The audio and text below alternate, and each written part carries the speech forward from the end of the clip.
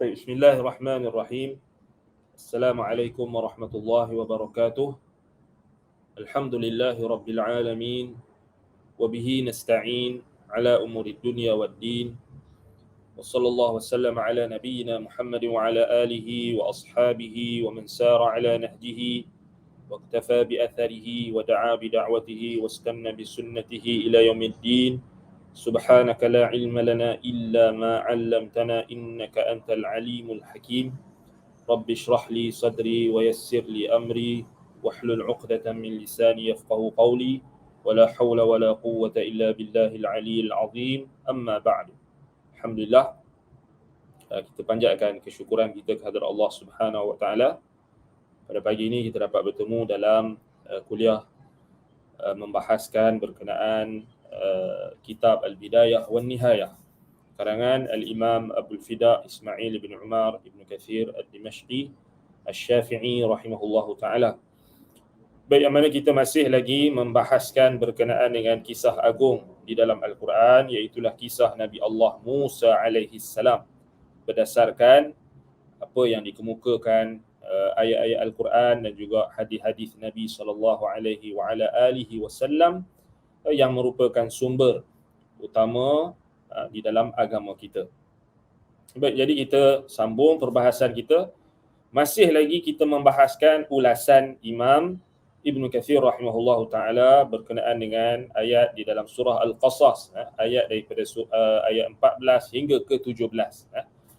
Baik, jadi kita dah sebutkan sebelum ini bagaimana ujian Allah Subhanahu wa ta'ala ke atas Nabi Musa alaihi salam, di mana Nabi Musa alaihi salam telah terjebak di dalam satu kesalahan yang tidak disengajakan, iaitulah perbuatan beliau yang Allah Ta'ala sebutkan fawakazahu, yakni Nabi Musa alaihi salam fawajada fiha rajulaini yaqtatilani hadha min syi'atihi wa hadha min aduwihi fastaghathahu alladhi min syi'atihi ala alladhi min aduwihi fawakazahu Musa faqada alaihi fawakazahu, yakni fawakazahu Musa faqada alaihi. Jadi ayat yang ke-15 itu dan yang ke-16 kita bahaskan bagaimana Imam Ibn Kathir rahimahullahu taala menjelaskan tentang perbuatan yang Nabi Musa alaihi salam terjebak itu bukan disengajakan, dan kita dah sebutkan tafsir bagi ayat fawakazahu. Maknanya apa? Maknanya Nabi Musa AS menumbuk dengan tangannya. Yakni daraba bi jam'i kaffihi. Menumbuk dengan tangannya. Jadi kalau kita tak faham tafsir, macam mana kita nak mendapatkan pemahaman yang benar? Tadabbur dan sebagainya mesti kita fahami dahulu tafsir yang sabit daripada ulama salaf. Baik. Faqada alaih maknanya famata minha. Jadi lelaki yang ditumbuk oleh Musa itu pun meninggal dunia, dan kita dah sebutkan tentang Allah rakamkan di dalam Al-Quran penyesalan hambanya, rasulnya, iaitulah Musa alaihi salam, dengan Nabi Musa alaihi salam menyebut ungkapan yang menjadi doa dan menjadi ikutan kepada semua dalam kalangan manusia. Qala rabbi inni zalamtu nafsi faghfir li faghfara lahu innahu huwal ghafurur rahim.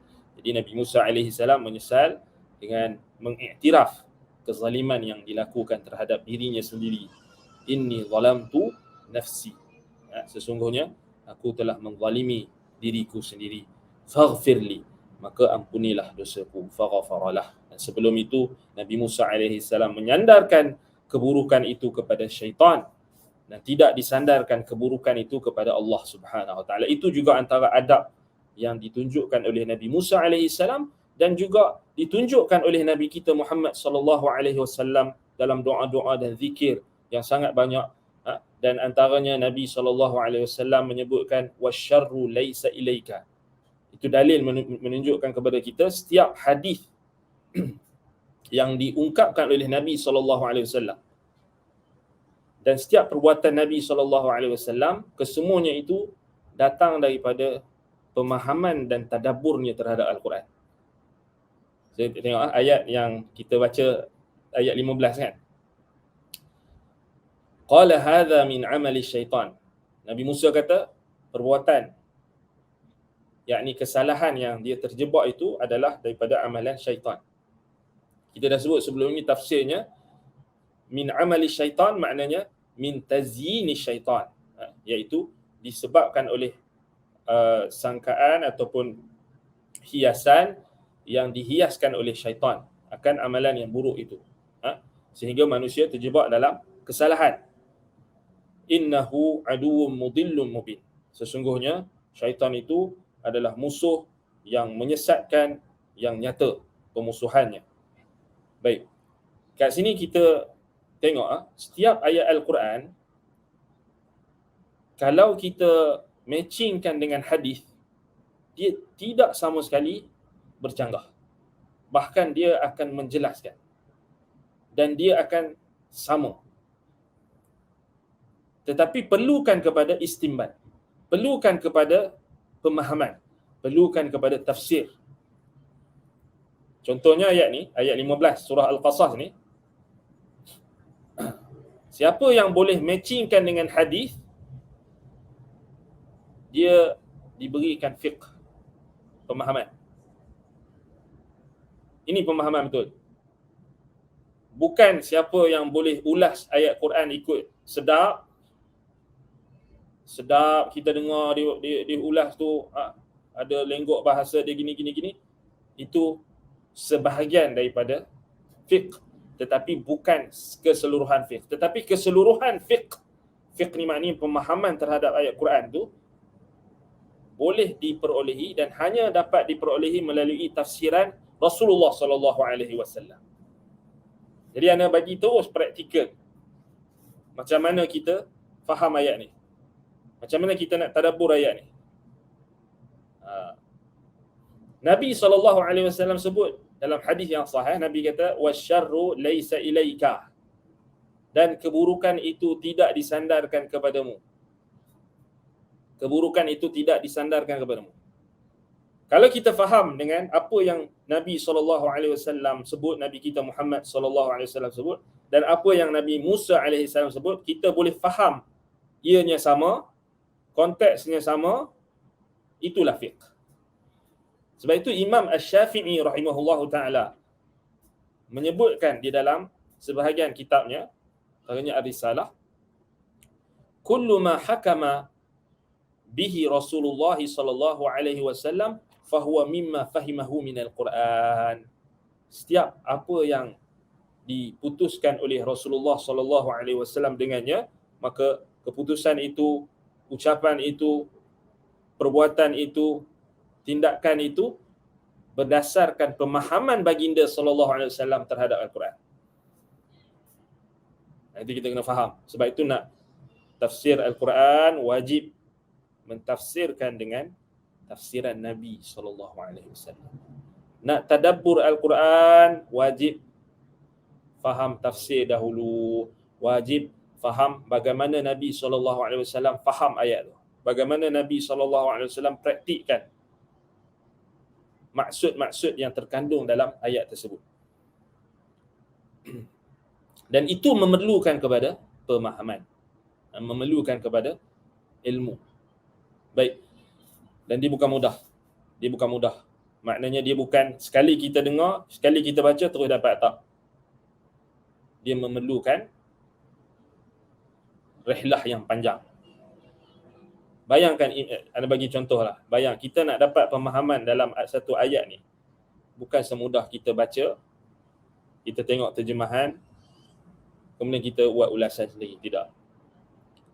Tapi, sebagaimana yang kalau kita tengok para ulama kita, contoh Imam Asy-Syafi'i rahimahullahu ta'ala, beliau ketika nak istinbat dalil autoriti ijma' yang dalam surah An-Nisa ayat 115 itu, wa may yushaqiqir rasul min ba'di ma tabayyana lahul huda wa yattabi' ghayra sabilil mu'minin wallihi kama tawalla wa nuslihi jahannam wa sa'at masira. Dikatakan Imam Asy-Syafi'i baca berulang kali maknanya Quran keseluruhannya. Maknanya bukan baca sekali baru dapat. Dan kita yang datang kemudian ni, kita dapat ayat tu dalil autoriti ijma' bukan base pada pemahaman kita. Base pada pemahaman Imam Asy-Syafi'i rahimahullah yang sampaikan kepada kita. Dan Imam Asy-Syafi'i rahimahullah, pemahaman itu dia dapat melalui pemahaman golongan yang sebelumnya, tabi'in, kemudian para sahabat Nabi dan Nabi sallallahu alaihi wasallam. Itu kita kata dia bukan mudah. Sebab tu ana bila terdengar khabar berkenaan dengan orang yang mendakwa perbahasan akidah ini tidak penting, orang yang mendakwa perbahasan tentang sifat-sifat Allah Ta'ala ni tak penting, dan dia seakan-akan dipandang kononnya ianya itu terpisah daripada tadabbur Al-Quran, terpisah daripada Al-Quran. Ini sebenarnya puncanya kerana kita tengok orang banyak mengajar tadabbur Quran, tetapi tadabbur Quran berdasarkan pemahaman dia. Ini kita takut dan bimbang. Bila ada beberapa orang individu yang mengatakan perbahasan berkenaan sifat-sifat Allah ni tak penting. Antaranya Aina Allah, tentang di mana Allah tu dia kata tak penting, buat apa buang masa. Macam itulah lebih kurang. Itu kita dengar lama dah.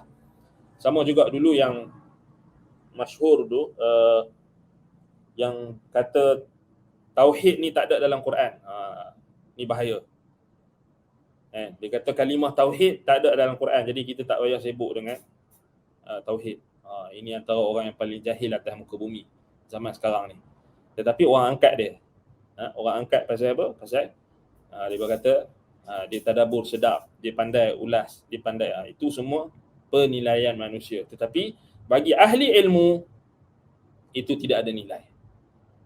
Kena ingat Quran ni kesemuanya tauhid.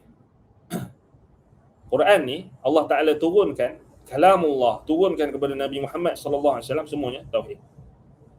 Ini yang disebutkan oleh Imam Ibn Qayyim rahimahullah. Kemudian disebutkan juga oleh Syekh Abdul Rahman Ibn Nasir As-Sa'di rahimahullah dalam Al-Qawaidul Hisan dan juga tafsirnya, iaitu kaedah penting, kaedah kulli. Kita nak faham Quran ni turun kerana apa? Kita duk tadabbur Quran tu kerana apa? Kerana tauhid lah. Kerana kita nak sembah Allah, kerana kita nak merealisasikan ibadah kita, nak mentauhidkan Allah, nak kenal Allah Subhanahu Wa Taala, kenal nama-namanya, asma'ullahil husna wa sifatihil ula, nak kenal sifat-sifatnya yang tertinggi, nama-namanya. Itu tauhid lah. Hak-hak ahli tauhid, balasan al-jaza, ganjaran yang akan diperolehi oleh ahli tauhid. So itulah intipati Quran. Daripada kita buka daripada awal surah Al-Fatihah sampailah penutupnya surah An-Nas. Jadi sangat pelik orang yang kata atau orang yang meremehkan dakwah tauhid, kemudian dia mendakwa kononnya itu terasing daripada tadabbur Quran. Ini antara makaidus syaitan, tipu daya syaitan yang terbesar pada zaman kini. Orang yang mengajar Quran tetapi dia meremehkan tauhid. Itu menunjukkan ada problem, ada masalah dalam pemahaman dia. Ada masalah dalam pemahaman dia, confirm. Sebab kalau dia orang yang betul-betul faham Quran, dia akan tahu Quran ni diturunkan untuk tauhid. Kalamullah, untuk kenalkan kita kepada Allah. Dan kita setiap kelas kita, termasuk kelas kita membahaskan tentang sirah, tarikh anbiya war rusul, kisah nabi-nabi ni, untuk apa? Untuk kita tahu ahli tauhid, untuk kita tahu barisan pertama yang memperjuangkan tauhid, para nabi dan rasul. Kita nak tahu sejarah mereka ni, kisah mereka ni, bukan saja-saja kita dengar. Bukan saja-saja kita nak dengar hanya nak menyedapkan halwa telinga kita, nak menyedapkan telinga kita sahaja, atau mengisi masa lapang. Tidak. Tetapi perbahasan kita berkenaan dengan kisah-kisah nabi yang ada dalam Al-Quran dan juga As-Sunnah, ini semua dalam rangka untuk merealisasikan tauhid. Sebab kita nak tahu apa kisah Nabi Musa AS ni, apa perjuangan Nabi Musa. Adakah Nabi Musa AS perjuangannya hanya semata-mata melawan kezaliman Fir'aun? Apa tujuan dia melawan kezaliman Fir'aun? Apa tujuan utama dakwah Nabi Musa AS? Adakah semata-mata kita nak dengar cerita sedih-sedih, atau kita nak dengar cerita yang kita cuba nak kaitkan dengan diri kita semata-mata? Itu sebenarnya lari daripada tujuan asal. Kebanyakan orang hari ni bila dia tadabbur Quran, dia hanya ambil hak yang dia rasa sesuai dengan dia, sesuai dengan pengikut dia, sesuai dengan anak murid dia, sesuai dengan orang ni, sesuai. Ini salah. Jadi kita kena sampaikan tujuan yang utama Quran itu diturunkan, tauhid. Supaya manusia hanya menyembah Allah. Supaya manusia meninggalkan taghut, meninggalkan segala perkara yang syirik. Supaya manusia dapat mencapai ganjaran yang Allah Ta'ala berikan kepada ahli tauhid di dunia dan di akhirat. Alladzina amanu wa lam yalbisu imanahum bizulmin ulaika lahumul amnu wa hum muhtadun. Orang yang beriman. Allah kata orang yang beriman dan tidak mencampur adukkan iman mereka dengan kesyirikan. Wala yalbisu imanahum bizulmin. Tidak mencampurkan iman mereka dengan kezaliman. Kezaliman kat situ, kalau kita tak tahu tafsir, kita akan cakap zalim, benda zalim umum. Kita faham zalim pemerintah saja, zalim rakyat saja, zalim individu, zalim berkait harta. Tak jelas. Sebab itu kena rujuk tafsir Nabi SAW. Sebelum kita nak tadabbur tu, kena rujuk tafsir Nabi dulu. Nabi SAW tafsirkan apa zulm kat situ. Walam yalbisu imanahum bizulmin, maknanya syirik. Zulm itu adalah a'zamu zulm, akbaru zulm, kezaliman yang paling besar. Iaitu apa? Yang ditafsirkan oleh Nabi SAW sebagaimana dalam surah Luqman, inna syirka la zulmun azim. Sesungguhnya syirik adalah kezaliman yang besar. Jadi macam mana orang yang menyeru kepada faham Al-Quran tetapi dia meremehkan tauhid? Tak kira lah tauhid rububiyah ke, uluhiyah ke, asma' wa sifat ke, tauhid al-ma'rifatu wal ithbat, ataupun tauhid al-qasdu wal talab, tauhid uluhiyah ataupun tauhid asma' wa sifat, itu semua penting. So ini kita kena hati-hati. Ada sampai dekat beberapa orang sahabat yang mereka menceritakan tentang kebimbangan mereka dengan segelintir golongan ini. Mereka menyatakan ataupun meremehkan pengajian tauhid, meremehkan pengajian akidah, meremehkan pengajian tauhid. Dia masalahnya kalau kita mengajar Quran, mengajar tadabbur, mengajar tafsir, silakan mengajar, tetapi jangan sesekali kita terkeluar daripada manhaj salaf. Jangan sesekali kita terkeluar daripada manhaj para nabi dan rasul. Iaitu kita nak ikut pemahaman kita sendiri, lalu kita meremehkan orang yang menyeru kepada tauhid, orang menyeru kepada akidah yang sahih, kita kata ni buang masa. Apa? Macam mana kamu boleh kata seruan yang nak mengajak orang kepada mentauhidkan Allah, sama ada dalam uluhiyah, asma' wa sifat, orang yang bahas tentang ainallah, yang nak menegakkan hujah kepada para penentang, macam mana kamu boleh melekehkan sahabat-sahabat kamu, asatizah yang siang malam pagi petang memberi peringatan tentang kesyirikan? Jadi buat apa yang Allah Ta'ala mudahkan kepada kita dan jangan memperlekehkan. Itu dia punya, kita kata dia punya kunci, kunci kebahagiaan. Baik. Jadi itu berkenaan dengan tafsir ataupun berkenaan dengan tadabbur tadi. Baik. Jadi contoh tadi, macam mana kita tahu maksud hadza min amali syaitan tu bukan Nabi Musa alaihissalam memaksudkan dengan maksud yang membunuh tu adalah syaitan. Tidak kan? Tak ada orang yang berakal akan faham macam tu. Tapi Nabi Musa menyandarkan keburukan itu kepada syaitan. Itu adab. Nabi Musa alaihissalam tak menyandarkan kepada Allah Subhanahu wa taala, yakni keburukan. So maknanya Nabi SAW, Nabi Muhammad sallallahu alaihi wa ala alihi wasallam tunjuk kepada kita petunjuk hidayah. Antaranya tidak boleh kita menisbahkan keburukan kepada Allah Subhanahu wa taala, wasyarru laisa ilaika. Dan keburukan itu tidak disandarkan kepadamu. Itu yang dimaksudkan dengan makna hadza min amali syaitan. Baik, itu kalau kita faham daripada kenyataan tersebut. Baik. Kemudian kita tengok pada ayat yang berikutnya. Yang ayat yang ke-18 hingga 21. Qala rabbi bima an'amta alayya falan akuna dhahiran lil mujrimin.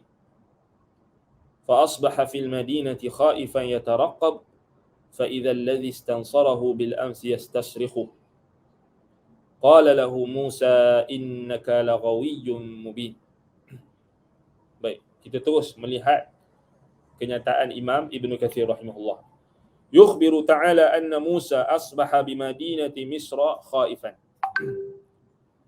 Baik, Allah Ta'ala mengkhabarkan bahawasanya Musa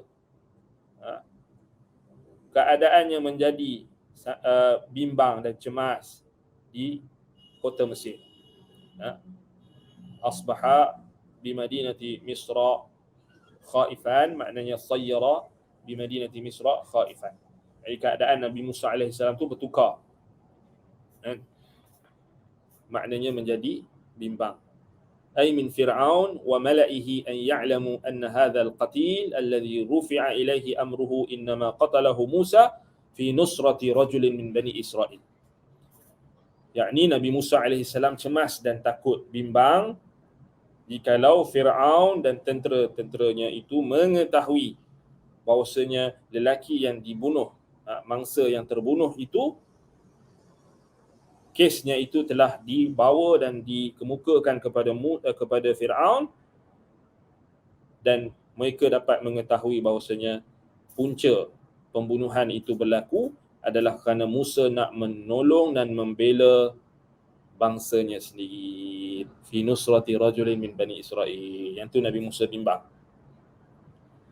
Fataqwa dhununuhum anna Musa minhum.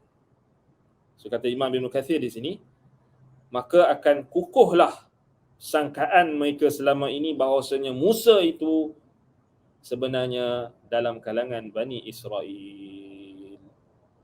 Wa yatarattab ala dhalika amrun azim, dan akan menatijahkan hal tersebut pada perkara yang sangat besar implikasi. Maknanya di sini, kenapa?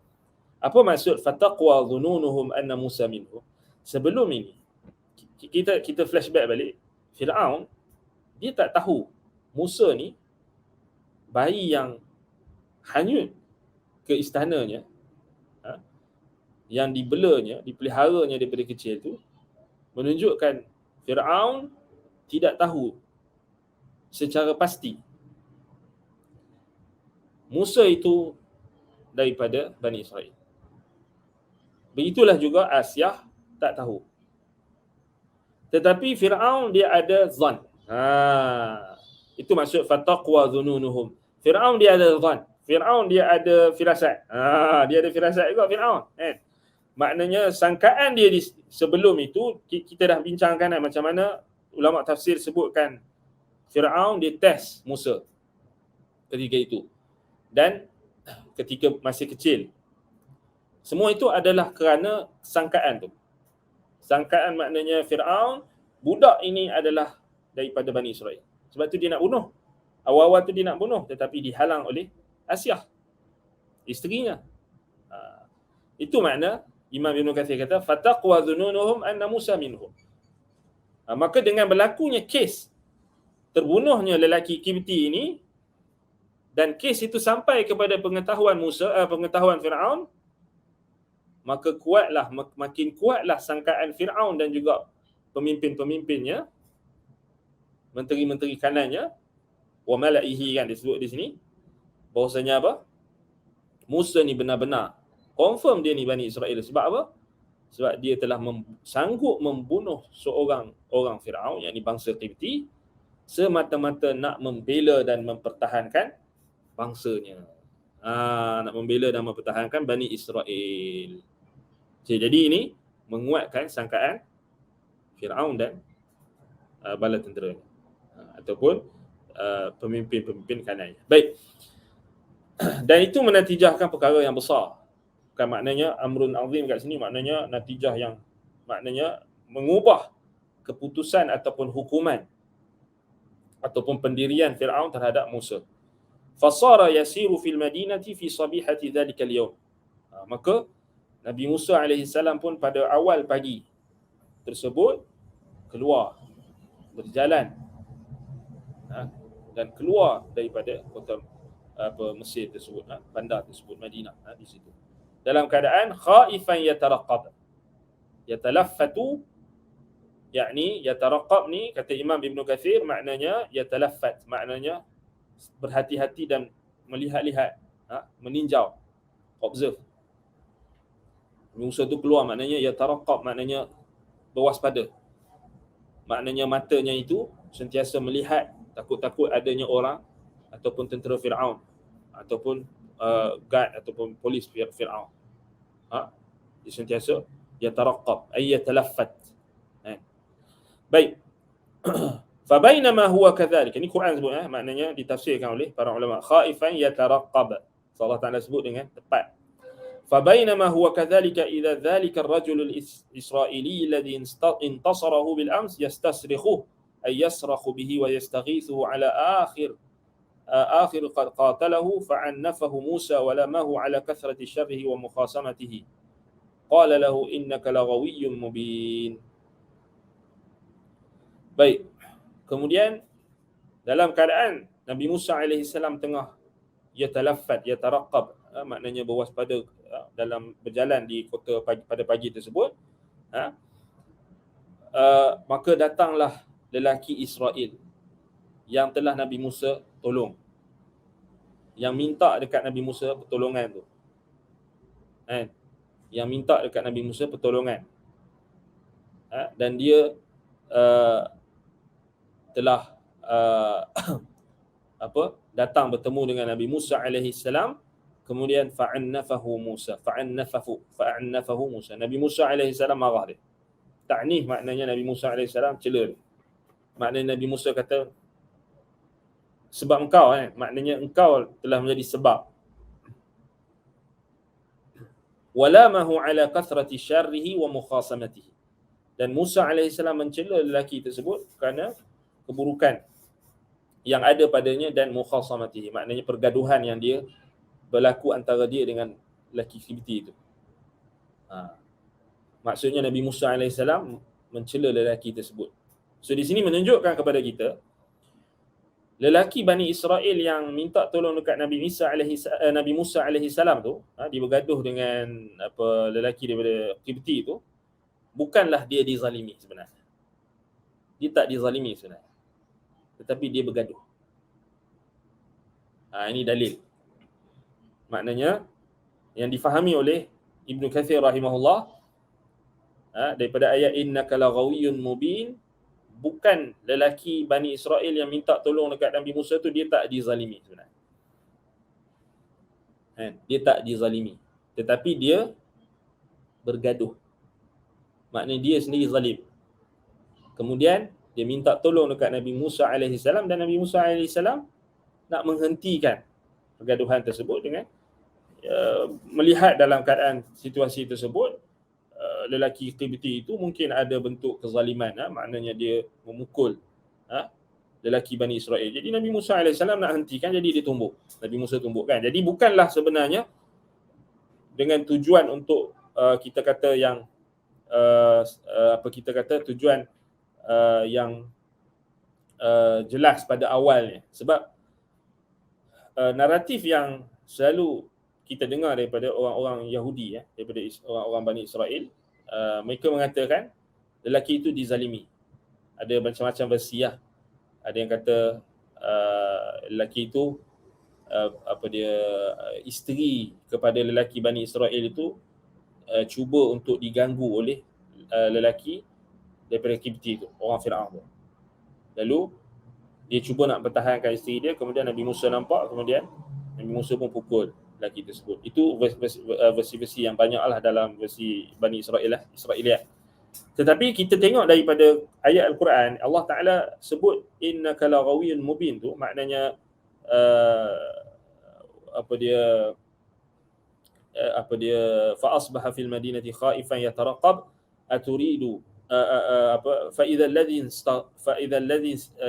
alladhi istansarahu bil amsi yastasriqu qala lahu Musa innaka laghawiyyun mubin. So itu menunjukkan kepada kita lelaki tersebut bukan dalam keadaan yang naratif yang kita dengar tadi, maknanya kononnya dia dizalimi, tidak.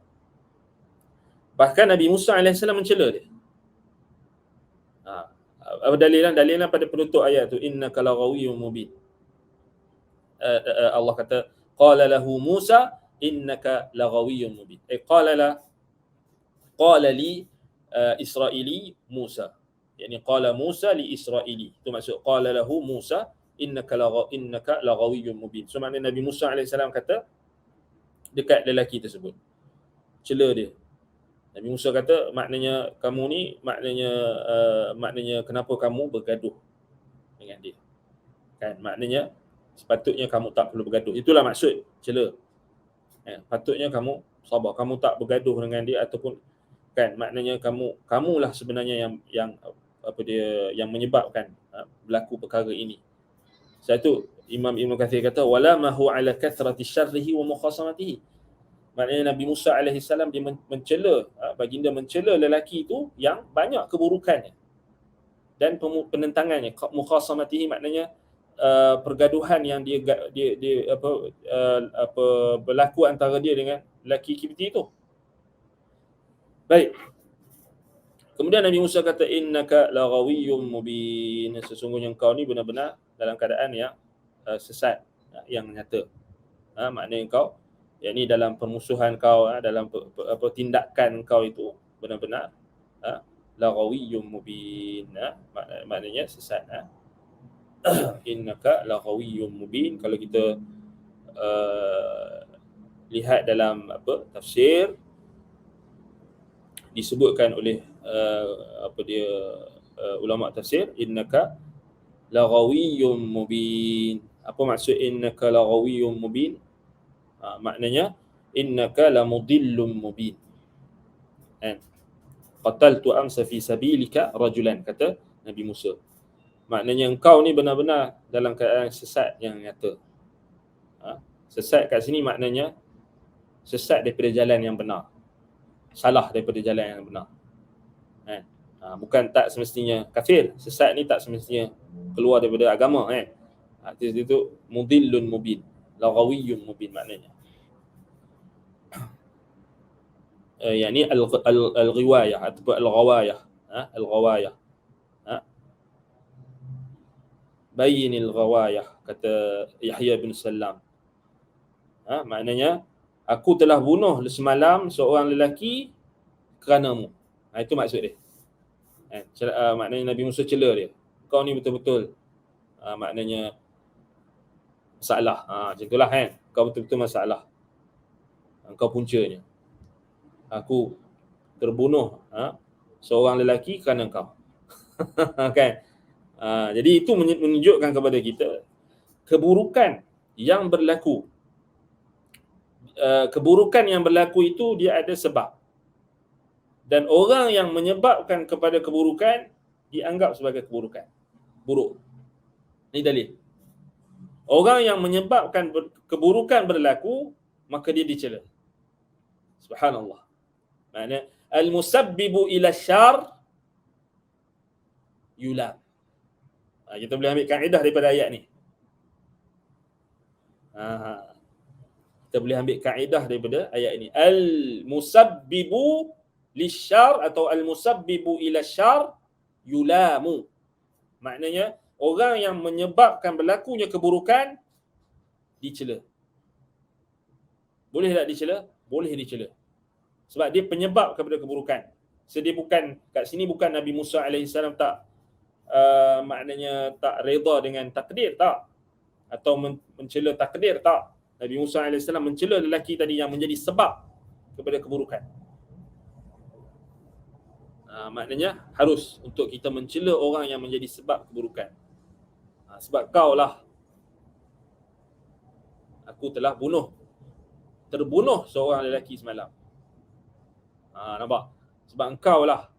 Sebab itu kata Muqatil bin Sulaiman, innaka laghawiyyun mubin, innaka lamudillun mubin, qataltu ams fi sabilika rajulan.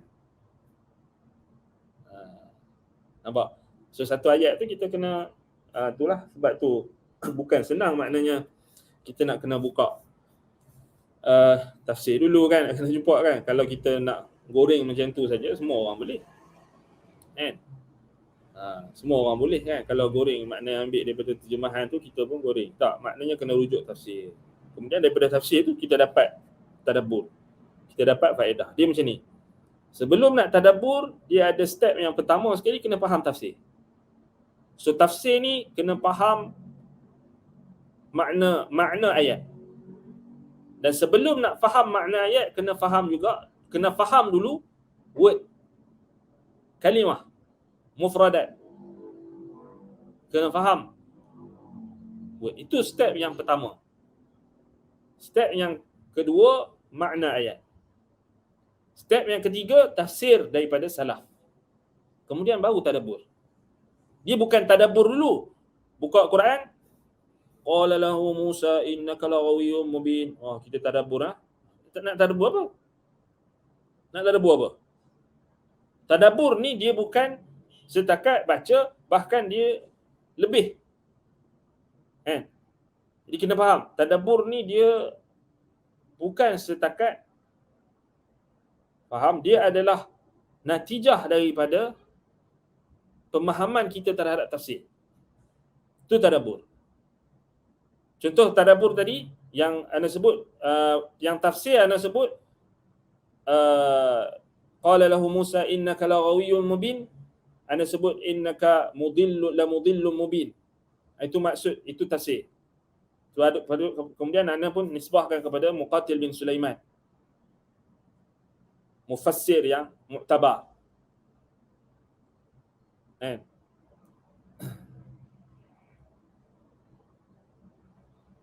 Kemudian daripada situ, daripada tafsir kita dapat pemahaman tadi. Daripada pemahaman kita keluar kaedah tadi. Itu tadabbur. Yang nak keluar kaedah tadi, musabbibu asyar yulam. Orang yang menyebabkan kepada keburukan dicela. Itu tadabbur. Faham tak? Itu tadabbur. So maknanya dia step by step. Dia bukan terus buka tadabbur terus. Atau tengok ayat tu terus tadabbur, tak boleh, bohong. Itu orang kata mohong. Mohongnya tu kan. Maknanya dia akan datang, mungkin akan datang penjelasan yang tak tepat ataupun salah. Itu tak boleh. Itu bukan sebenarnya. Tadabbur ni mesti kena tafsir dulu. Tafsir, itu kita kata tafsir ni pula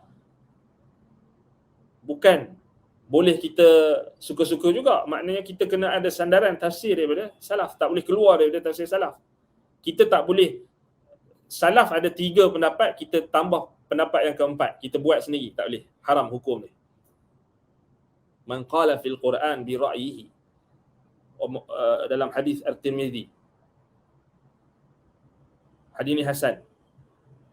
Man qala fil Quran bi ghairi ilmin atau bi ra'yihi falyatabawwa maq'adahu minan nar. Barang siapa yang berkata tentang Al-Quran tanpa ilmu atau bi ra'yihi, dengan pendapatnya. Pendapat semata-mata, pendapat dia. Rasa, mungkin, rasa, mungkin. Apa ancaman dia? Nabi SAW ancam, falyatabawwa maq'adahu minan nar, maka bersiaplah tempat duduknya daripada neraka. Tempat duduknya dalam neraka. Sama macam sebar hadis palsu. Hukum dia sama macam sebar tafsiran Al-Quran yang tak sahih atau yang tak menepati petunjuk salaf ataupun mengajar tafsir yang menyalahi tafsiran salaf, hukumnya sama macam menyebarkan hadis palsu. Jangan kita syok saja. Ramai orang ni ulah ayat Quran, dia bukan ikut kehendak Allah tapi dia ikut kehendak peribadi dia. Kan? Ni bahaya. Kehendak kumpulan dia, kehendak orang ni, kehendak diri dia, hawa nafsu dia. Atau kehendak murid-murid dia, atau kehendak audien dia. Itu tak beres lagi. So Al-Quran wajib disampaikan mengikut kehendak Allah. Maknanya tafsirnya itu datang daripada Nabi SAW, para sahabat, tabi'in, salafus salih. Itu maksud kehendak Allah tu. Maknanya apa yang Allah Ta'ala perintah kat kita untuk faham ayat tu. Baik. Jadi kita sebut tadi innaka laghawiyyun mubin. Jadi maknanya innaka lamudillun mubin. Maknanya Nabi Musa AS cela lelaki tersebut. Bani Israel tadi. Israeli ni. So ini juga menunjukkan kepada kita secara umumnya orang Bani Israel ni, secara umumnya dalam Quran ini, salah satunya mereka ni suka bergaduh. Secara, bukan semua lah kan, secara umumnya. Sebab ada Bani Israel yang hebat, ada Bani Israel yang baik, macam Nabi Musa AS, Nabi-Nabi mereka. Tapi kebiasaannya, Bani Israel ni, dia suka bergaduh. Tengok ni lah. Tu Ibn Kathir kata. Nabi Musa cela dia pasal dia ni jahat. Kasratu syarrihi wa mukhasamatihi. Suka bergaduh. Kan? Itu secara umumnya. Tapi tak bolehlah kita kata semua Bani Israel itu suka bergaduh kan. Tak betul lah kan. Tapi orang Yahudi secara umum ni memang jahat lah. Secara umumnya lah. Bukan secara individu yang mungkin ada individu yang apa tidak berperangai sedemikian kan. Seperti Nabi-Nabi mereka, orang-orang soleh mereka ada. Macam manusia lain, macam bangsa lain jugalah. Kan? Macam kita kata orang Melayu lah kan. Orang Melayu ni, kita tak bolehlah kata semua orang Melayu ni malas. Tak betul kan.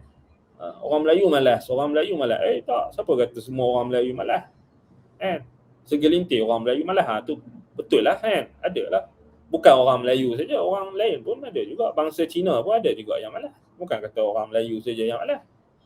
Bangsa India ke bangsa apa pun ada yang malas. Sama je. Kan? Inna akramakum indallahi atqakum. Itu point dia. Yang mulia di sisi Allah, yang mulia di kalangan kamu di sisi Allah adalah yang paling bertakwa. Bukan kerana warna kulit, bukan kerana dia Melayu ke, Cina ke, India ke, tidak. Di sisi Allah, dia kalau bertakwa, dia Cina ke, dia India ke, dia Melayu ke, maka dia bertakwa di sisi Allah, maka dia adalah yang paling mulia dalam kalangan mereka. Itu kita kena faham. Baik. Kita kata macam tu juga kan Israel. Bila kita sebut Israeli, orang-orang Bani Israel ni bukan semua jahat. Bukan semua jahat. Kita perinci kan. Jadi macam sekarang ni yang jahat ni yang Yahudi, yang Zionis contoh kan. Zionis ni jahat. Tapi tak nafikan juga yang ikut, yang mereka suku ramai lah. Tetapi bukan bermaksud semua orang Bani Israel itu jahat belaka. Dan Zionis ni bukan nasab mereka kan dari sudut dah bercampur dah kan. Bukannya Bani Israel yang pure, bukan Bani Israel yang tulen. Nanti dia marah lah kan. Kita kata macam tu dia marah. Tapi itu hakikat dia kan. Dia orang dah bercampur bau dah bukannya boleh mendakwa. Kalau yang ada yang Bani Israel yang betul-betul pun yang ada di mana di Jabal Nablus di Syria. Itu masih ada lagi di Nablus, bukan Nablus, maaf. Saya tak ingat dah nama bukit tu. Di kawasan Syria ada. Bukan tak ada, maknanya Bani Israel ni kekal maknanya sampai Nabi Isa AS akan turun nanti, maknanya akan ada di kalangan Bani Israel itu yang akan beriman dengan Nabi Isa AS. Itu antara tanda-tanda kiamat. Sama juga bangsa-bangsa lain akan tetap ada keturunan tu, terusan. Wallahul musta'an wa alaihi at-tuklan. Baik. Kemudian kata Imam Ibn Katsir rahimahullah, ثم أراد أن يبتش بذلك القبطي الذي هو عدو لموسى ولإسرائيل فيردعه عنه ويخلصه منه فلما عزم على ذلك وأقبل على القبطي. Jadi Nabi Musa AS ni dia tengok lelaki Qibti ni, maknanya Nabi Musa AS cuba untuk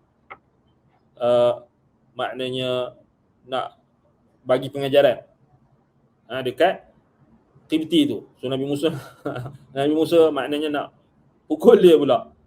Kan? Jadi Nabi Musa maknanya nak bagi amaran dekat dia. So Nabi Musa nak bagi amaran dekat dia, dan Nabi Musa kata Imam Ibn Katsir, falamma azima ala zalika, maknanya Nabi Musa pegang tumbuk lah kan. Kalau kita ikut konteks ayat sebelum ni, maknanya Nabi Musa AS macam itulah. Falamma azima ala zalika, yakni yajma' kaffahu. Wa aqbala ala al-Qibti, dan Nabi Musa pergi berhadapan dengan si Qibti tu. Maaf, ini ada kesalahan dalam cetakan ni. Wa aqbala ala Israili. Maknanya Nabi Musa pergi menghadap lelaki Bani Israel itu yang minta tolong dekat dia semalam. Qala ya Musa, aturidu an taqtulani kama qatalta nafsan bil ams? Kemudian si Bani Israel ni, lelaki yang minta tolong dekat Nabi Musa semalam, dan Nabi Musa kata, sebab kau lah aku terbunuh orang semalam itu, Qibti semalam itu. Maka dia pun menyeru kepada Musa, dia kata, wahai Musa, adakah engkau nak bunuh aku? Nak bunuh aku pula? Aturidu an taqtulani kama qatalta nafsan bil ams? Seperti mana engkau telah bunuh satu jiwa semalam? In turidu illa an takuna jabbaran fil ardi wa ma turidu an takuna minal muslihin. Baik, kat sini ada perbahasan berkenaan dengan siapa yang kata perkataan ni. Nabi Musa AS ataupun lelaki Qibti itu. Dalam riwayat Ibnu Abbas, melalui tariq Sa'id bin Jubair, jalur periwayatan Sa'id bin Jubair, maknanya Nabi Musa memang marah. Nabi Musa marah dekat Israeli itu sebab dia penyebab kepada berlakunya kes Nabi Musa AS tersalah dengan menumbuk dan juga menyebabkan terbunuhnya lelaki Qibti itu, sehingga kes itu dibawakan kepada Fir'aun. Kemudian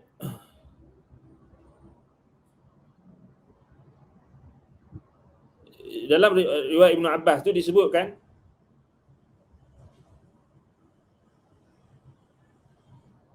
Nabi Musa AS dalam keadaan yang marah.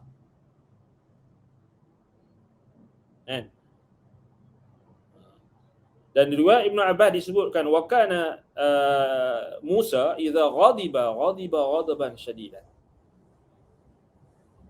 Musa ni kalau dia marah, Nabi Musa ni kalau dia marah, dia akan marah dengan marah yang sangat dahsyat. Fara'ahu al-Israiliyyu ghadbanan fafariqa minhu wa dhanna annahu iyyahu yarda' wa fazi'a wa qala ya Musa innaka la sahibu syar aturidu an taqtulani kama qatalta nafsan bil ams. Jadi bila dia tengok Nabi Musa marah, sebab dia penyebab kes tu berlaku. Jadi Musa marah. Dan kita kena faham, Musa ketika itu belum menjadi Nabi, belum Rasul, belum diutuskan. Jadi kita dalam konteks ini kita faham daripada riwayat Ibn Abbas tu, kita kata ghadiba ghadaban syadidan. Kana idza ghadiba ghadaban syadidan, sebelum Nabi Musa AS menjadi Rasul. Maknanya, boleh tak kita kata Nabi Musa AS panas baran? Dalam konteks ini harus, boleh. Sebab Ibn Abbas kata idza ghadiba ghadban syadidan. Kalau dia marah tu susah. Ghadiba ghadban syadidan maknanya dia marah betul-betul. Kan? Maknanya dia ada, ya, kita boleh faham dengan konteks perkataan Ibn Abbas tu dengan panas baran. Tapi kita kena faham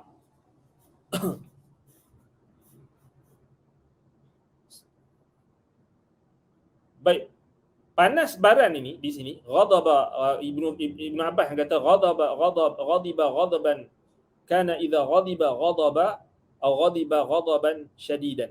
Dia kalau marah dia akan marah dengan sangat dahsyat, maknanya susah untuk sejukkan. Yang pertama, maknanya marah Nabi Musa itu kerana sesuatu yang buruk telah berlaku. Itu yang pertama kita kena faham. Maknanya bukan Nabi Musa ni panah baran tak tertumpasan. Jangan kita faham Nabi Musa ni kaki pukul ke, suka bergaduh ke, tidak. Kerana itu ianya akan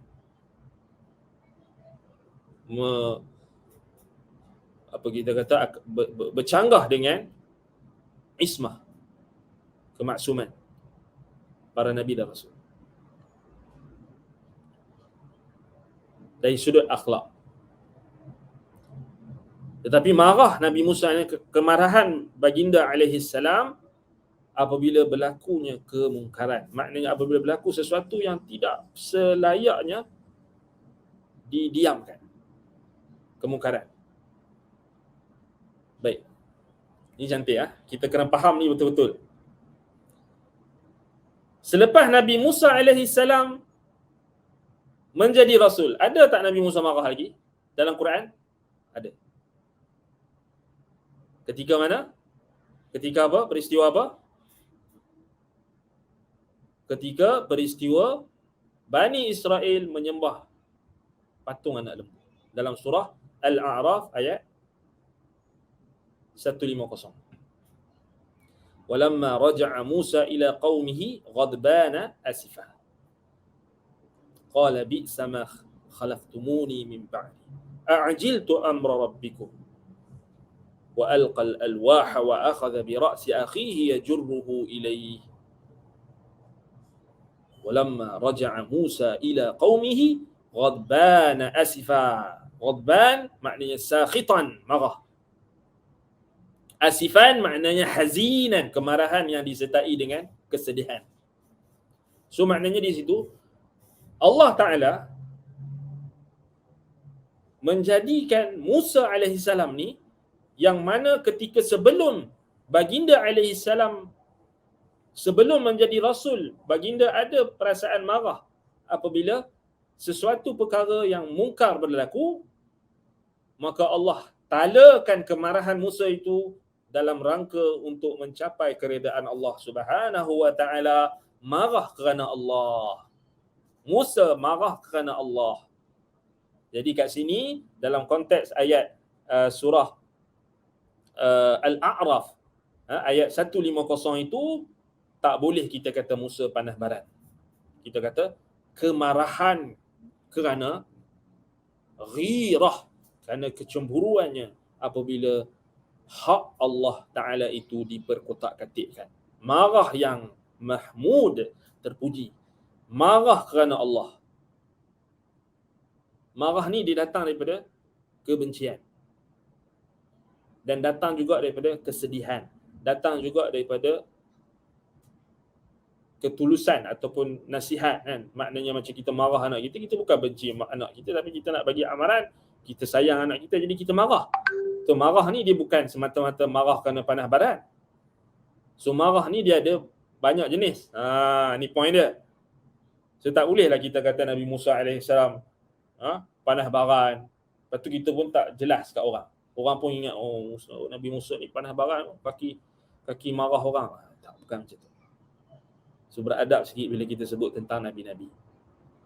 Bukan Nabi Musa panas baran, tapi Nabi Musa alaihissalam baginda marah apabila melihat sesuatu perkara yang menyalahi kebenaran. Itu berlaku ketika sebelum diutuskan, dalilnya yang kita baca ayat tadi.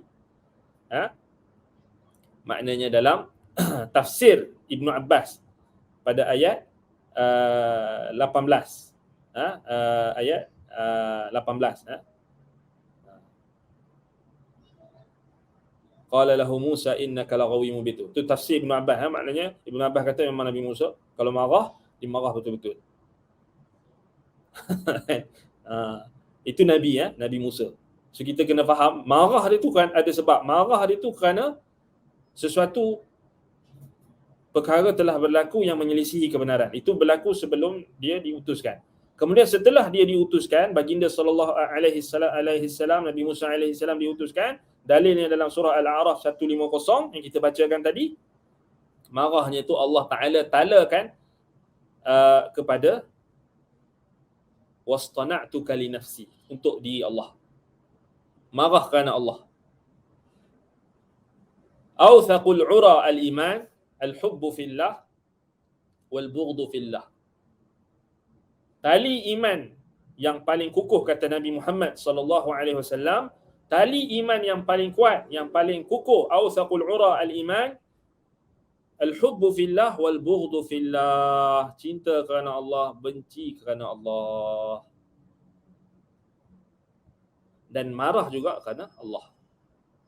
Marah kerana Allah. Itu dalil menunjukkan Nabi Musa alaihi salam dalam Al-A'raf ayat 150 itu, Musa alaihi salam marah kerana Allah. Jadi boleh tak kita marah kerana Allah? Marah kerana Allah. Silakan.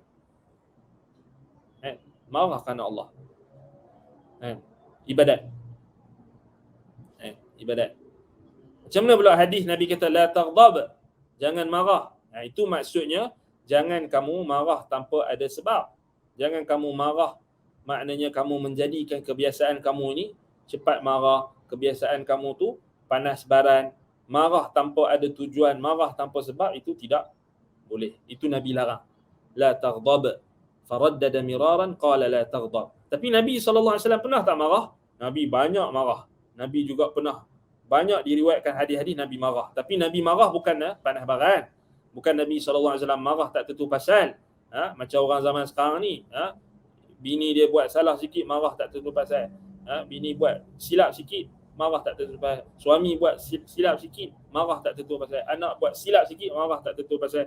Marah tak ada hala tuju ini, itu yang dilarang oleh Nabi SAW dalam hadis Nabi, la taghdab. Walhal dalam, kalau kita buka dalam Sahih Al-Bukhari, dalam Sahih Muslim, dalam Kutubus Sittah, ada je riwayat Nabi SAW ketika memberi nasihat, ketika memberi amaran, ketika memberi pengajaran, Nabi pernah marah. Dan Nabi SAW, para sahabat tengok muka Nabi ketika itu merah, mereka tahu bahawa Nabi tengah marah.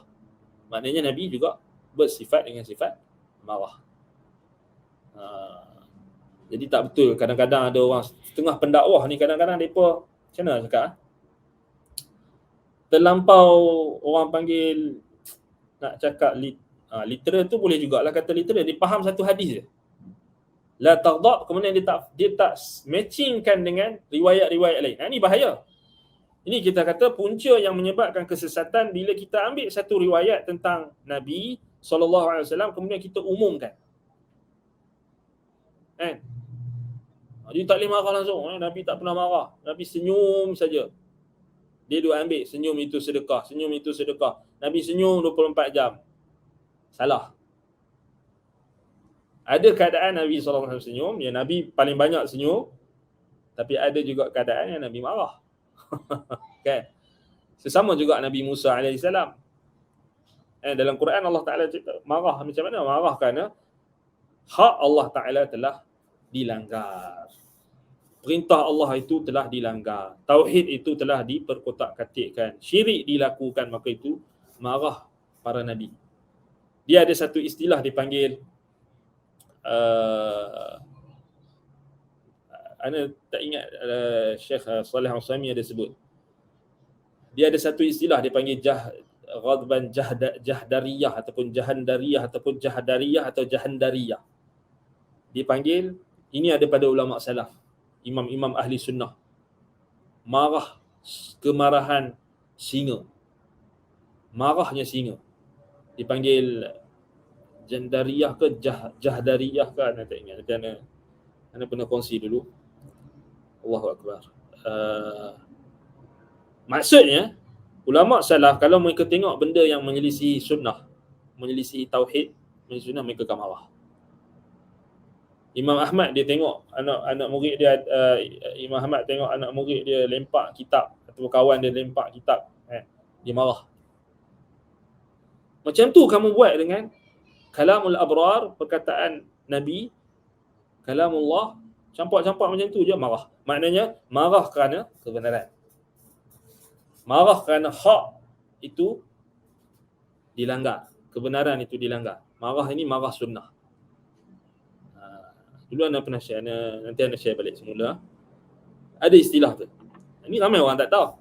Dia ingat pendakwah ni kena senyum 24 jam. Tak, ada waktu kena marah. Sama juga guru kan, ustaz, guru yang mengajar. Guru, dia tak boleh. Kita mana? Kalau dia betul-betul Rabbani, betul-betul menyeru kepada tauhid, betul-betul mengajak kepada kebenaran, betul-betul dia faham agama tu dengan komprehensif, dia tak boleh statik senyum, cerita benda baik-baik. Tak, dia mesti ada sifat nadhiran, basyiran wa nadhira. Sifat Rasul memberi khabar gembira dan juga memberi amaran. Ketika beri amaran, dia kena serius. Takkan beri amaran kena senyum kot. Serius lah. Nabi SAW bagi amaran tentang neraka, serius. Ini point dia kalau kita nak bahaskan tentang kemarahan Nabi Musa. Marah ni saja kita boleh bahas panjang. Allahu Akbar. Maknanya nak bagi tahu luasnya ulama ilmu ulama salaf ni. Maknanya kalau kita tengok mereka istimbat, mereka macam kemarahan sunnah tadi. Sunnah marah ni bila kita kata apa? Kebenaran itu dilanggar. Marah. Macam kita marah anak kita buat benda yang tak betul, marah. Anak murid kita mencarut, saya kata, marah. Takkan tak apa takut anak murid. Contoh kan, cikgu zaman sekarang ni. Masalah kalau marah sikit habis naik mahkamah. Belum lagi naik mahkamah tu. Marah sikit mengadu dekat ibu bapa, mak ayah. Mak ayah datang, sound pula ustaz, sound pula cikgu, sound pula guru kan. Ini zaman sekarang ni manja sangat. Tak boleh marah sikit. Allahu Akbar. Jadi kita, sebab tu kalau kita baca sirah salaf, berapa banyak dia orang kena marah dengan tok guru dia orang, tok syekh dia orang. Ada seorang ulama salaf ni, dia nak pergi cari hadis kan, dia tak beradab sikit dia kena tendang. Tak salah mana siapa, Yahya bin Ma'in atau siapa, kena tendang. Tapi dengan penendang daripada tok guru dia tu, jadi ulama. Ulama. Tapi zaman sekarang tak boleh lah tendang ni kan. Dibahayalah lagi naik mahkamah pula. Marah pun tak boleh sekarang ni. Kalau marah sikit, orang dah anggap kita ni ekstrim lah kan. Dia marah ni sikit, dia dah anggap apa dia, tidak wasati lah, tidak inilah, tidak mesra lah, macam-macam lah orang zaman sekarang. Nak mengaji agama tapi semua nak ikut kehendak peribadi masing-masing. Ini tak boleh. So kalau kita betul-betul nak mengaji agama yang macam mana Nabi SAW ajar secara keseluruhannya, kena ambil seluruh. Macam Quran sebut pasal Nabi Musa tadi itu, kita tak boleh lah faham Nabi Musa AS ni panah baran, marah tak tentu pasal, tapi marahnya tu kerana Allah. So dia sebut marah yang dituntut. Jadi kita kena faham. Kita kena faham. Sebab ada dulu anda pernah dengar ada orang yang kata keluar kenyataan Nabi Musa ni panas baran. Dia kalau konteks dia dalam macam cerita riwayat Ibnu Abbas tadi, mungkin ada wajah. Ada wajah tu maknanya kita tak faham secara mutlak lah, maknanya dia perlu ada muqayyad, dia perlu diikat. Ni penting maknanya, sebab itu mengajar agama ni, mengajar Quran, hadis, mengajar sunnah, bahkan mengajar semua cabang bidang agama ni, maknanya diperlukan pengetahuan yang komprehensif. Dia tak boleh kita ambil satu ayat, satu konteks, kemudian kita pun mutlakkan atau kita keluarkan daripada konteks dia. Itu bahaya. Ini yang berlaku banyak orang salah faham. Sebab dia ambil satu benda kan, dia cut, orang tu cakap tak habis, dia ambil macam itulah perumpamaan. Kalau kita ajar agama ni, kita tak ambil secara keseluruhan. So kita ambil yang yang kita nak saja. Aku nak ambil yang happy go lucky sajalah agama ni.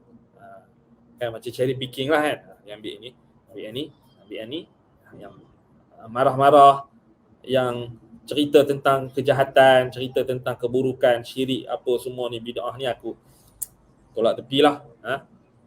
Tolak tepilah, aku ambil hak yang baik-baiklah. Beramal soleh, masuk syurga, beramal soleh ini. Hak benda buruk-buruk ni aku tak tepilah, lagi orang tak mau dengar pula. Tak boleh. Dia mesti kena amanah. Mesti kena amanah. Mengajar agama, mengaji agama, kena amanah. Amanah ni maknanya kita ambil semua. Bukan kita ambil hak kita nak saja. Hak kena dengan kita, aku tak seronok lah dengar orang duk bahas tentang sifat-sifat Allah ni. Ayun Allah, di mana Allah duk. Lepas tu kita pun pelekeh. Ataupun kita pun kata tak, benda tu tak betul. Ataupun tak bagus dan sebagainya. Itu lebih dahsyat lagi.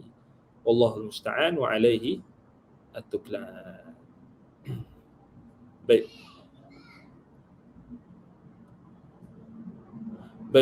Jadi sambungan kita, insya-Allah kita akan lihat pada penjelasan Imam Ibn Kathir rahimahullah berkenaan dengan perkataan Musa alaihi salam. Lelaki Qibti itu mengatakan kepada Musa, aturidu an taqtulani kama qatalta nafsan bil ams in turidu illa an takuna jabbaran fil ardi wa ma turidu an takuna minal muslihin. Baik, kata Imam Ibn Kathir rahimahullah, wal maqsudu anna fir'aun balaghahu anna Musa huwa qatilu dhalika al maqtul bil ams. Ini maksudnya di sini Fir'aun telah sampai kepadanya bahawasanya Musa itulah yang telah membunuh mangsa yang terbunuh semalam itu. Musa lah pembunuhnya. Maka Fir'aun pun fa'arsala fi talabihi, Fir'aun pun mengutuskan bala tenteranya untuk mencari Musa. Wa sabaqahum rajulun nasihun min tariqin aqra. Lalu mendahului mereka itu seorang lelaki yang menjadi seorang yang penasihat. Nasihun, seorang yang murni. Nasih ni maknanya kita terjemah murni, yang ikhlas. Jadi sebab itu dia bagi nasihat. Orang yang suka bagi nasihat ni dia murni. Dia jujur. Dia maknanya ikhlas. Kerana keikhlasannya itulah dia memberi nasihat. Kita faham nasihat. Itu asalnya nasaha. Murni. Jadi waktu Nabi Musa AS nak dia sebelum keluar itu, ketika yataraqab, ketika melihat-lihat, meninjau keadaan di dalam kota Mesir, maka Fir'aun pun mengutus orang-orangnya untuk menangkap Musa. Kemudian datang seorang lelaki yang murni, seorang lelaki yang ikhlas, yang memberi nasihat. Waja'ahu min aqsal madinati sa'iyan ilaihi mushfiqan alaih. Ini dalam ayat yang berikutnya yang disebutkan, apa dia? Waja'a rajulun min aqsal madinati yas'a. Kan? Maka datanglah seorang lelaki min aqsal madinati. Baik, datanglah seorang lelaki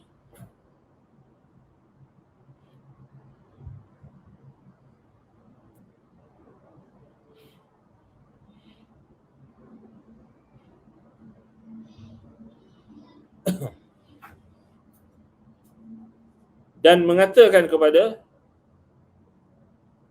Musa, ya Musa, ini kata Ibn Kathir, innal mala'a ya'tamiruna bika liyaqtuluka fakhruj.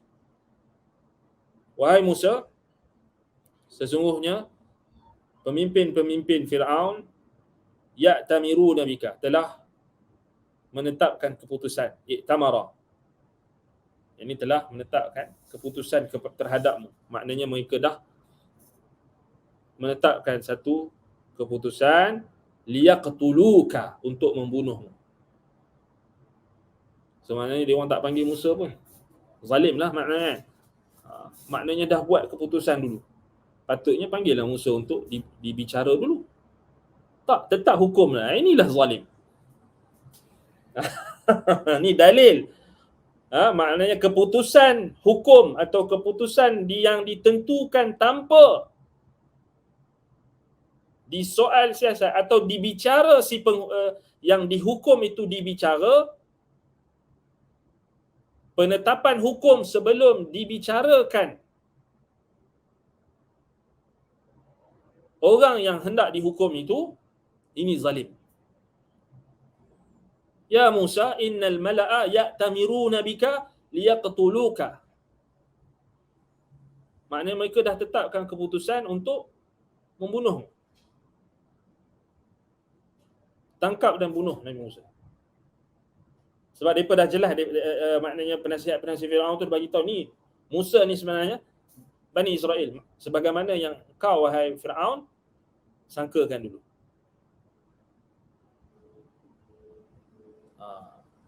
Kan zaman sekarang ni tak dipanggil, tak dia apa kan, sebahagian daripada asatizah kita ditarik tauliah dan sebagainya tanpa sebab. Zalim. Tak diberi tunjuk sebab, tak dibagi alasan, tak dibagi apa, tiba-tiba nama tak ada. Subhanallah. Tiba-tiba nama tak ada. Senyap. Nama tak ada dalam situ. Ataupun ada tapi tak diberitahu ataupun zalim tu zalim. Tu ingatkan kalau ada sahabat-sahabat kita yang kerja pejabat agama ni, jangan berlaku zalim. Inna zulma zulumati yaumal qiyamah, kata Nabi SAW. Sesungguhnya kezaliman itu adalah kegelapan pada hari kiamat kelak. Dia tu ada nilah kan, maknanya bahagian daripada guru kita, asatizah kita ditarik tauliah tanpa sebab. Kotlah bagi sebab ke alasan ke apa. Bolehlah kita tahu kan, tapi tak bagi sebab. Tak hantar surat apa semua. Ada juga yang hantar surat, ada juga itu legalah sikit kan, tapi ni yang tak tergantung. Allahul musta'an. Itu sistem, kita kata sistem yang tak tahulah kita nak kata sistem. Zalim lah. Zalim. Allahul musta'an. Itu kita kata menetapkan keputusan sebelum disoal siasat ataupun dibicarakan. Atau kalau maknanya kurang-kurangnya bagi tahulah sebab kan. Bagi tahulah sebab sebelum nak tarik tauliah tu ataupun nak tangguh apa dia batalkan ke nak ni ke, bagi tahulah sebab kan. Sekurang-kurangnya yang ditarik tauliah tu dia adalah, dia tahulah apa sebabnya kan. Ni tak dibagi tahu sebab. Jadi terzalim. Sama juga kalau menetapkan keputusan sebelum dibicarakan. Zalim lah. Allah kata inna fir'auna ala fil ard ay takabbara. Sombong dan zalim di atas muka bumi. Fir'aun itu. Fakhruj.